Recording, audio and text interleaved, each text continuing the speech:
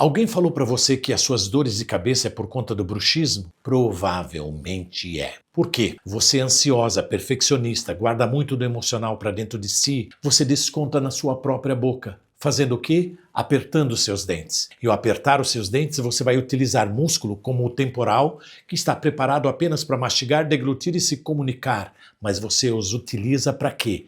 Para apertar os seus dentes, e por conta disso você começa a desenvolver sintomatologia neuromuscular dolorosa de uma dor de cabeça. E daí falam, você tem bruxismo. O bruxismo é o principal fator causador das suas dores de cabeça. Se você gostou desse vídeo, compartilhe com aquela pessoa que sempre reclama que está com dores de cabeça há muito tempo.